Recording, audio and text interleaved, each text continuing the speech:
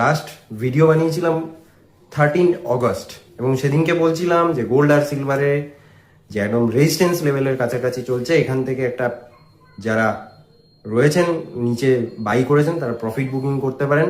এবং এখান থেকে নিচে যে দুটো আমি সাপোর্ট দিয়েছিলাম সেই সাপোর্টটার লাস্ট যে সাপোর্ট ছিল গোল্ডের ক্ষেত্রে 151 এর কাছাকাছি চলে যেতে পারে এবং সিলভারের ক্ষেত্রে 233 পর্যন্ত সিলভার আসতে পারে। এবং সেখানে আমি বলছিলাম যে এখান থেকে তারপরে আমরা দেখে বাই করব কিনা, কারণ স্যাটারডে সানডে ছিল, সেদিনকে মার্কেট বন্ধ ছিল এবং মানডেতে দেখা গেল আজকে এক অন্যরকম সিনারিও।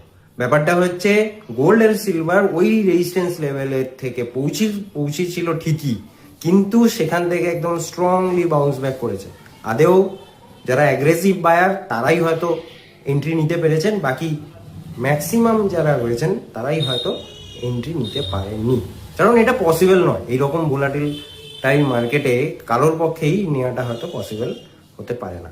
তো সেখান থেকে মার্কেট আজকে গোল্ড আর সিলভার কোথায় চলে এসছে, একদম যেখান থেকে সেদিনকে ডাউন ট্রেন্ড হয়েছিল তার ঠিক সেই জায়গাটায় চলছে। যেমন গোল্ড 156 এর কাছাকাছি চলে এসেছে এবং সিলভার সেই 239 এর কাছাকাছি চলছে।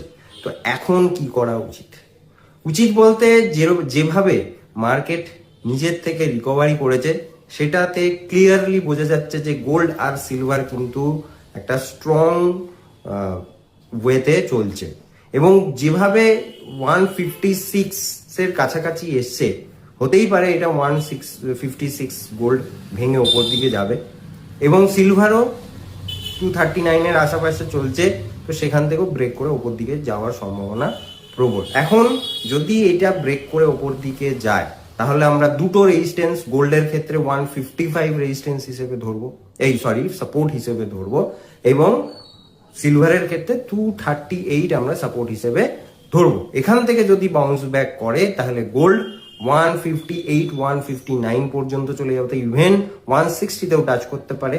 আর সিলভারের ক্ষেত্রে 244 to 245 পর্যন্ত চলে যাওয়া উচিত যদি এই মোমেন্টাম চালু থাকে।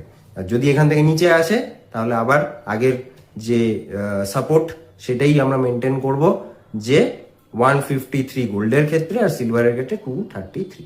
তো দেখা যাক আপনাদের কি মনে হচ্ছে, অবশ্যই কমেন্ট করে জানাবেন। আর লেভেল অনুযায়ী ট্রেড করতে হবে কশাসলি। টাটা, দেখা হবে পরের ভিডিও।